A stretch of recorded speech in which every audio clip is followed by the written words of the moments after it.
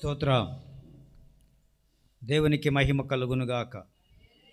హల్లెలూయా, హల్లెలూయా. ఇంకా 29 నిమిషాలు మనకి ఇంకా మిగిలి ఉన్నాయి. 29 మినిట్స్. అందులో 20 నిమిషాలు వాక్యం చెప్తాను, 5 నిమిషాలు ప్రార్థనలో గడుపుదా. నూతన సంవత్సరంలోనికి అడుగు పెట్టబోయే ముందుగా ప్రార్థనతోనే ఈ సంవత్సరాన్ని ప్రారంభించాలని నా ఆశ. అందరూ కూడా దానికి ఏకీపిస్తారా? ప్రార్థనతో దేవునితో గడపాలి, ప్రార్థనతో దేవుణ్ణి ఎదుర్కోవాలి. అది కదా మనకి నిశ్చయత. మన జీవితంలో ఇంతవరకు ఎన్నెన్నో కోల్పోయాం. ఈ సంవత్సరం 2026లో ఖచ్చితంగా దేవునితోనే ప్రారంభిద్దాం. అది ఖచ్చితంగా మనం పాటించాల్సిన విషయం. దేవునితో ప్రారంభిస్తే ఆ రోజు, ఆ ఘడియలు నీ జీవితంలో ఘనమైన కార్యాలను తీసుకొస్తాయి. అందుకనే నేను ఈ రోజున వాక్యాన్ని ప్రారంభించదలిచాను. గత సంవత్సరంలో మన జీవితంలో ఎన్నో ఆనందాలు చూశాం, అలాగే ఎన్నో పరీక్షలు ఎదుర్కొన్నాం. ఆ తర్వాత చాలాసార్లు కన్నీళ్లు కారాయి మన జీవితంలో. జాగ్రత్తగా వింటారా? మన జీవితంలో ఎన్నో కన్నీళ్ళు. ఎందుకో తెలీదు, మనము బాగున్నాము అనేటువంటి పరిస్థితుల్లో ఏదో కీడు సంభవించడం, మనము నిలదొక్కున్నాము అనేటప్పుడు పడిపోయేటువంటి కార్యాలు చూడడం, అలాంటివి మన జీవితంలో ఎన్నెన్నో జరిగాయి. ఎన్నోసార్లు కన్నీరు కార్చాం, ఎన్నోసార్లు ఆనంద బాష్పాలు కారాయి, అలాగే ఎన్నో పరీక్షలు కూడా ఎదుర్కొన్నాం. కానీ ఏ పరిస్థితుల్లోనూ కూడా దేవుడు మనల్ని విడిచిపెట్టలేదు. దేవునికి మహిమ కలుగునుగాక. దేవుడు మనల్ని విడిచిపెట్టలేదు. మన ఎన్ని ఆటంకాలు, ఎన్నో గొడవలు, ఎన్నో నిష్ఠూరాలు, ఎన్నో అపనిందలు భరించినా దేవుడు మాత్రం మనల్ని విడవలేదు. ఒకసారి ఆలోచన చేయండి. ఎప్పుడైనా నిన్ను విడిచాడా దేవుడు? నిన్ను ఇబ్బంది పెట్టాడా? ఏ దశలోనైనా నీ జీవితంలో ఆయన మేలు చేస్తూనే ఉన్నాడు. కనుక ఈ రోజున ఆయన ఇచ్చింది ఏంటంటే శ్వాసను ఇచ్చాడు, ఆశను ఇచ్చాడు కదండి. శ్వాస అంటే ఊపిరినిచ్చాడు, బతకడానికి ఊపిరినిచ్చాడు. దానికి తోడు ఆశ కూడా పెంచాడు. అనేక సార్లు అనేక విషయాలు ఆశపడుతూనే ఉన్నాం. ప్రతి ఒక్కరి జీవితంలో యవనస్తులు కానివ్వండి, వయస్కులు కానివ్వండి, అందరిలోనూ ఆశ మాత్రం తీరలేదు. ఆశలు ఇంకా పరిగెడుతూనే ఉన్నాయి. కానీ అన్నిట్లోనూ కూడా దేవుడు మనల్ని నడిపిస్తూనే ఉన్నాడు. దేవునికి మహిమ కలుగునుగాక. అందుకే ఈ రాత్రి 136వ కీర్తన మొదటి చరణం చదివితే, 136వ కీర్తన మొదటి వచనం, యెహోవా దయాళుడు, ఆయన కృప, యెహోవా దయాళుడు, ఆయనకు కృతజ్ఞతాస్తుతులు చెల్లించుడి, ఆయన కృప నిరంతరము ఉండును. దేవునికి మహిమ కలుగునుగాక. దేవుడు చేసినటువంటి ప్రతి మేలుకు మనం కృతజ్ఞత చెల్లించవలసిన వారే ఉన్నాయి. ఎందుకనంటే దశలోనికి రాసినటువంటి మొదటి పత్రికలో 5వ అధ్యాయము 18వ వాక్యం చదువుతారా? త్వరగా చూడండి, సమయం లేదు. ప్రతి విషయమునందును కృతజ్ఞతాస్తుతులు చెల్లించుచు ఇలాగు చేయుట యేసుక్రీస్తునందు మీ విషయంలో అది దేవుని చిత్తము. కనుక మనం ప్రతి విషయంలో కూడా కృతజ్ఞత చెల్లించాలి. ప్రతి విషయంలోనూ నీకు ఆటంకాలు ఎదురైనా, పరిస్థితులు అనుకూలించకపోయినా అది అంతా మన మేలుకే అన్నట్లుగా ఆయన కృతజ్ఞత స్తుతులు చెల్లించుతూనే ఉండాలి. అది దేవుని చిత్తమట. దేవుని చిత్తములో ఆయన కృతజ్ఞతా స్తుతులు చెల్లించడం ఒకటే మార్గంగా కనిపిస్తుంది. హల్లెలూయా, హల్లెలూయా, హల్లెలూయా. మన జీవితంలో దేవుడు ఎన్నో మేలు చేస్తాడు, ఎన్నోసార్లు మనల్ని కాపాడుతుంటాడు. చాలాసార్లు మన జీవితంలో అనేక మేలు చేశాడు. అయినప్పటికీ కూడా మనము ఇంకా అడుగుతూనే ఉంటాం. అంటే దేవుణ్ణి అడగడమే మన వంతు కదండి. దానికి ప్రతిగా దేవునికి కృతజ్ఞత ఆ స్థాయిలో చెబుతున్నామా అని అంటే తక్కువే. అడగడం ఎక్కువ, కృతజ్ఞత చెల్లించడం తక్కువ. మీరు గమనించారా? మనం అడగడం ఎక్కువ, కృతజ్ఞత చెల్లించడం తక్కువ. మీరు ఎన్నిసార్లు అడుగుంటారు? జీవితం అంతా సంవత్సరం పొడుగునా అడిగేస్తారు, ఏవేవో అడుగుతారు. కానీ ఎన్నిసార్లు కృతజ్ఞత చెల్లించావు అనేది లెక్క. మీ లెక్క సరిపోయిందో లేదో మీరు తేల్చుకోండి. దేవునికి మహిమ కలుగునుగాక. హల్లెలూయా, హల్లెలూయా. అవసరం ఉన్నప్పుడల్లా ప్రార్థన చేస్తాం. ప్రతిరోజు ప్రార్థన చేయం. అవసరం ఉన్నప్పుడల్లా ప్రార్థన చేస్తాం. అవసరం లేనప్పుడు ప్రార్థన చేయం. మన కష్టం వచ్చినప్పుడే ప్రార్థన చేస్తాం. ఆ సొలొమోను పాడతారు కదా, ఏం పాడాడు? కష్టం వచ్చినప్పుడే కాదు ప్రార్థన అని పాడతాడు ఆయన. నిజమే, కష్టం వచ్చినప్పుడే ప్రార్థన.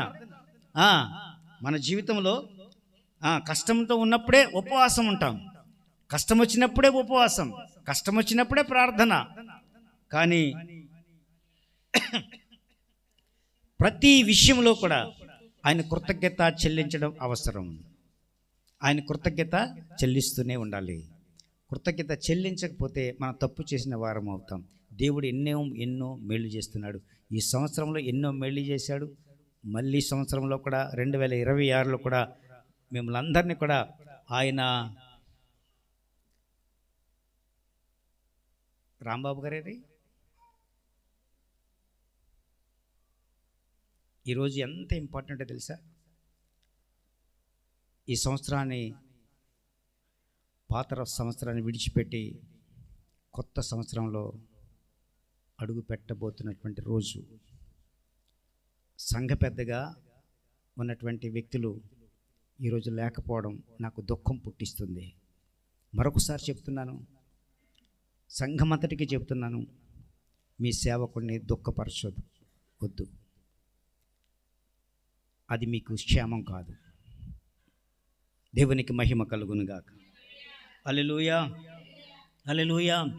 ఆయన మేలు చేస్తూ వచ్చినప్పుడు, మేలు చేస్తూ ఉన్నప్పుడు ఆయన కృతజ్ఞత చెల్లించాల్సింది పోయి ఆయన పూర్తిగా మర్చిపోతూ ఉంటాం.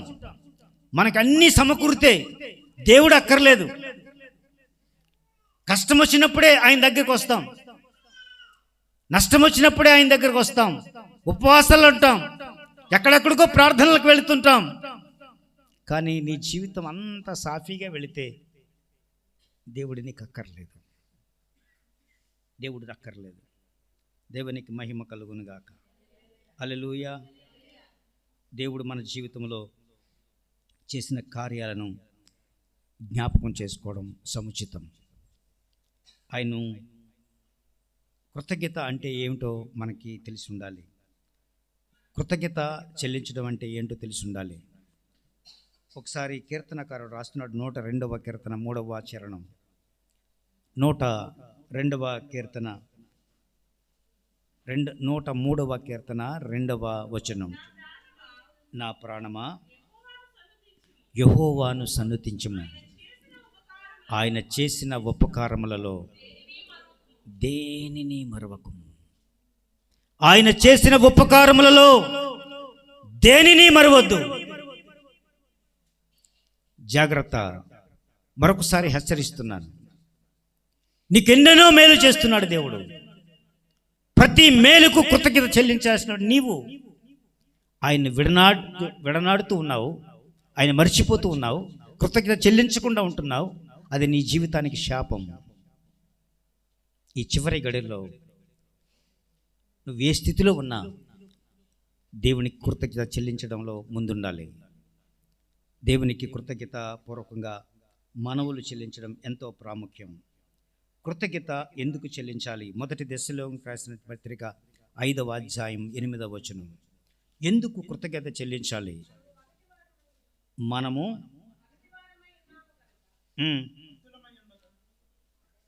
అలా కాదమ్మా, తప్పు.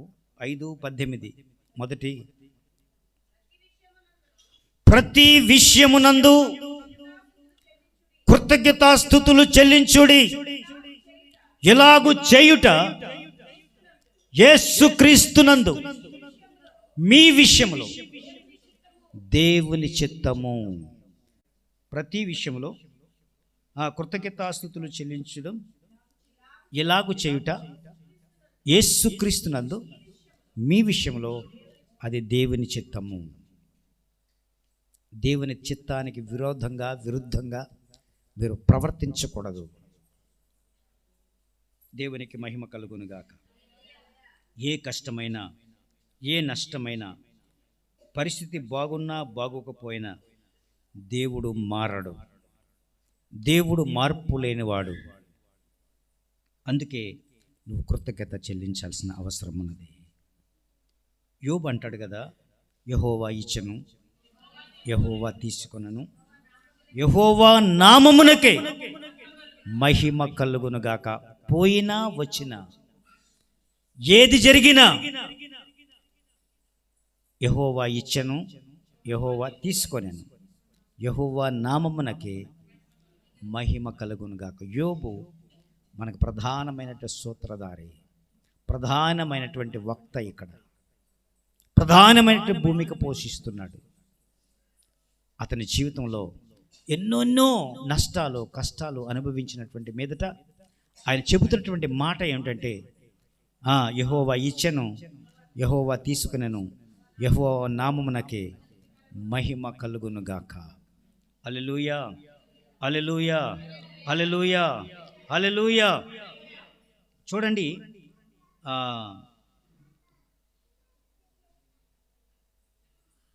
10 మంది కుష్ఠరోగులు స్వస్థపరచబడ్డారు కదండి. 10 మంది లోకాసు వార్త 17వ అధ్యాయంలో ఉంటుంది. 11 నుంచి చదివితే అక్కడ కనబడుతుంది. 10 మంది కుష్ఠరోగులు స్వస్థపరచబడ్డారు. అంతా చదవక్కర్లేదు, టైం లేదు కనుక. 10 మంది కుష్ఠరోగులు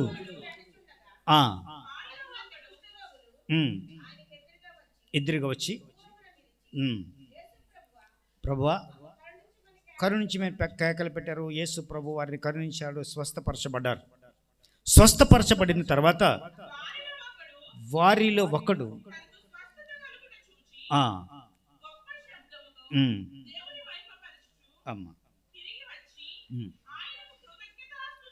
ఒకడే కృతజ్ఞతాస్తుతులు చెల్లించాడు. యేసు ప్రభు అన్నారు, మిగతా 9 మంది ఎక్కడా? 10 మంది శుద్ధులేరి కారా? మిగతా 9 మంది ఎక్కడా? మిగతా 9 మంది ఎక్కడా? ఒక్కడే వచ్చాడు. 10 మంది స్వస్థపరచబడ్డారు. మనకు కూడా చాలా మంది స్వస్థపరచబడతాం, చాలా మేలు పొందుకుంటాం, చాలా కృపలను పొందుకుంటాం, చాలా ఆశీస్సులు పొందుతుంటాం, దేవుని యొద్ద అనేకమైన ఈవులు పొందుతాం. కానీ కృతజ్ఞత చెల్లించేవారు ఎందరు? ఈ రాత్రి నువ్వు బ్రతికి ఉన్నావంటే దేవుని కృప కదా? నువ్వు జీవించి ఉన్నావంటే దేవుని కృప కదా? నీకు ఆరోగ్యంతో ఉన్నావంటే దేవుని కృప కదా? ఎందుకు పారిపోవాలని అనుకుంటున్నావు? ఎందుకు దేవుని నుండి వైదొలగాలని ఇష్టపడుతున్నావు? 10 మంది యేసు ప్రభువే బాగు చేస్తే అందులో 9 మంది పారిపోయారు, ఒక్కడే వచ్చాడు. ఆ 9 మందిలో మీరు ఉండకూడదు అని నేను అనుకుంటున్నాను. ఆ ఒక్కడు ఎవడైతే ఉన్నాడో ఆ ఒక్కరిలానే మీరందరూ కూడా దేవా నువ్వు నా స్వస్థపరచబట్టి నేను బాగుపడ్డాను, నీ కృతజ్ఞతాస్తుతులు చెల్లించుకుంటున్నాను అని చెప్పండి. దేవునికి మహిమ కలుగును గాక. హల్లెలూయా, హల్లెలూయా. కృతజ్ఞత చెప్పాల్సిన విషయాలేంటి? ఎందుకు కృతజ్ఞత చెప్పాలి? ఒకటి, రక్షణ ఇచ్చినందువల్ల కృతజ్ఞత చెల్లించాలి. దేవా నన్ను రక్షించినందుకు నీకు వందనాలు. దేవా నువ్వు రక్షించకపోతే నేను ఎక్కడెక్కడో అన్యుడిగా తిరిగేవాడిని. ఈరోజు నీ సంఘములో ఉన్నానంటే నువ్వు రక్షించబట్టి, నేను తాగుడు మానేసానంటే నన్ను రక్షించబట్టి, నేను బాగున్నానంటే నీవు రక్షణ ఇవ్వబట్టి, ఈ రక్షణే నన్ను ఈ విధంగా మలిచింది. కొలస్సీ రాసినటువంటి పత్రిక 1వ అధ్యాయం 13వ వచనం చదువుతారా?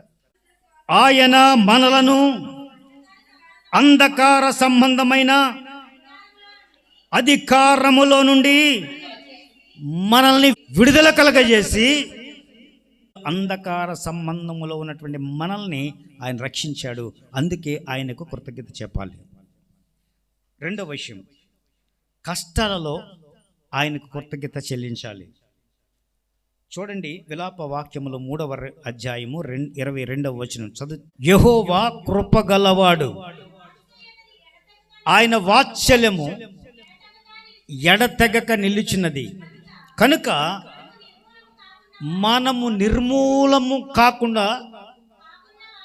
కాకున్న వారము అనుదినము నూతనముగా ఆయన వాత్సల్యత పుడుతుంది.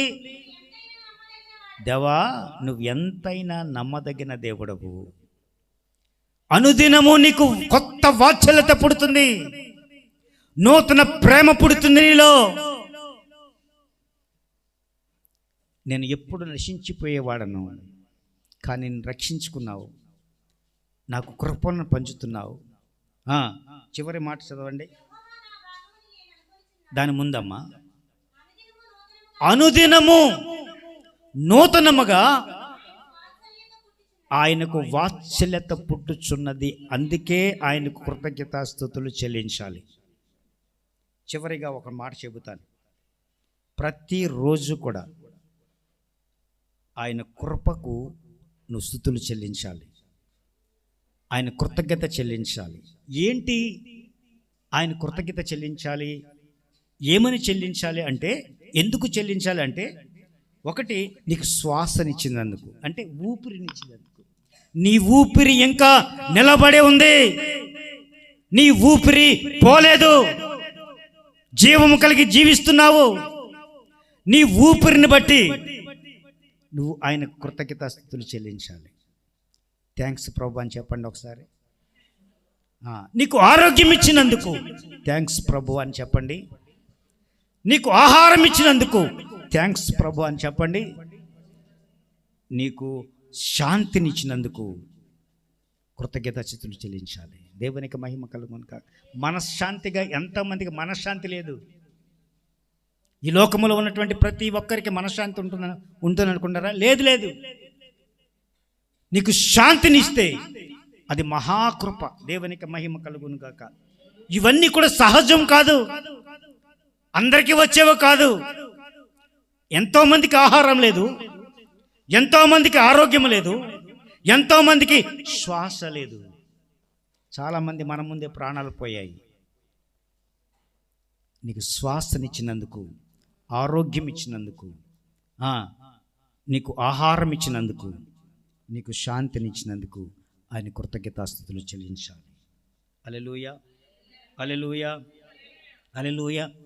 అయితే కృతజ్ఞత ఎలా చూపించాలి? ఈ సంవత్సరంలో ఎలా చూపించాలి?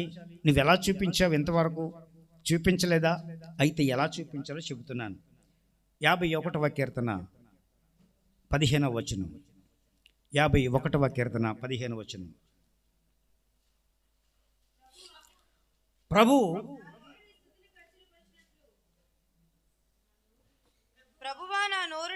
నా నోరు నీ స్తుతిని ప్రచురపరచునట్లు నా పెదవులను తెరువుము. నువ్వు బలిని కోరువాడవు కావు. కోరినెడల నేను అర్పించుదును. సౌలు బలులు అర్పించాడు, దావీదు విధేయత చూపించాడు కదండి. బలులు అర్పించడం నాకు ఇష్టం లేదు అన్నాడు దేవుడు కదా. సౌలును బట్టి పొట్టేలు కొవ్వు అర్పించుట కంటే మాట వినుట శ్రేష్టము అన్నాడు. మాట వినుట శ్రేష్టము. మరొకసారి చెప్తున్నాను, మాట వినుట. అందరూ చెప్పండి. చాలామంది మాట వినరు కదా, ఒకసారి చెప్పండి. మాట వినుట శ్రేష్టము. కొంతమంది మాట వినరు, విన్నట్టే ఉంటారు కానీ వినరు. కనుక మాట వినుట శ్రేష్టమైన సంగతి. దేవునికి మహిమ కలుగునుగాక. హల్లెలూయా, హల్లెలూయా, హల్లెలూయా. చివరిగా ఒక మాట, నువ్వు కృతజ్ఞత జీవిస్తున్నావా? కృతజ్ఞతగా జీవిస్తున్నావా? నీలో కృతజ్ఞత దాగి ఉన్నదా? కృతజ్ఞత చెప్పే శక్తి నీకు ఉందా? కృతజ్ఞత చెప్పే శక్తి నీకుందా? కృతజ్ఞత చెల్లించడం నీకు తెలుసా? ఏ విధంగా కృతజ్ఞత చెల్లించాలో నీవు ఎప్పటికైనా గ్రహించావా? ఎందుకు చెల్లించాలో గ్రహించావా? ఆ విషయాలు గ్రహిస్తే దేవునికి స్తోత్రం, దేవునికి మహిమ కలుగునుగాక. ఇప్పుడు నిన్ను ఆశీర్వాదంలో, కృతజ్ఞత చెల్లించే వారందరికీ కూడా నిన్ను ఆశీర్వాదంలో దేవుడు నడిపిస్తూ ఉన్నాడు. దేవునికి మహిమ కలుగును. కొత్త ఆలోచనలతో నిన్ను పరిగెట్టిస్తాడు. కొత్త ఆలోచనలతో నిన్ను ముందుకు తీసుకువెళ్తాడు. కొత్త ఆలోచనలు, కొత్త పుంతలను తొక్కుతావు. దేవునికి మహిమ చెల్లిస్తూనే ఉంటావు. దేవునికి కృతజ్ఞతాస్తుతులు చెల్లిస్తూనే ఉంటావు. దేవునికి థ్యాంక్స్ గివింగ్ ఇస్తూనే ఉంటావు. దేవునికి మహిమ కలుగునుగాక. హల్లెలూయా. ఎప్పుడు నిరాశపడవు. కృతజ్ఞత చెల్లించే వారెవరు కూడా నిరాశపడరు. దేవునికి థ్యాంక్స్ చెప్పారు వారు ఎవరైనా ఉంటే వారు ఎప్పటికీ కూడా నిరాశపడరు. ఎందుకంటే వాళ్ళ ఆశలు కొత్తగా చిగురుస్తుంటాయి. దేవుడు కొత్త ఆలోచనలతో వారిని నింపుతాడు. దేవునికి మహిమ కలుగునుగాక. హల్లెలూయా, హల్లెలూయా, హల్లెలూయా. దేవుడు మారడు అని నువ్వు నమ్మి తీరాలి. దేవుడు మారేవాడు కాదు, నువ్వే మారే మనిషివి. మారే స్వభావం నీకున్నది, దేవునికి లేదు. దేవునికి మహిమ ఘనత ప్రభావంలో చెల్లునుగాక. హల్లెలూయా, హల్లెలూయా. 50వ కీర్తన 23వ వచనం చదవండి. స్తుతియాగము అర్పించువాడు నన్ను మహిమపరచుచున్నాడు. నేను వానికి దేవుని రక్షణ కనపరచినట్లు వారు మార్గములను సిద్ధపరచుకుంటూ ఉన్నారు. దేవునికి మహిమ కలుగునుగాక.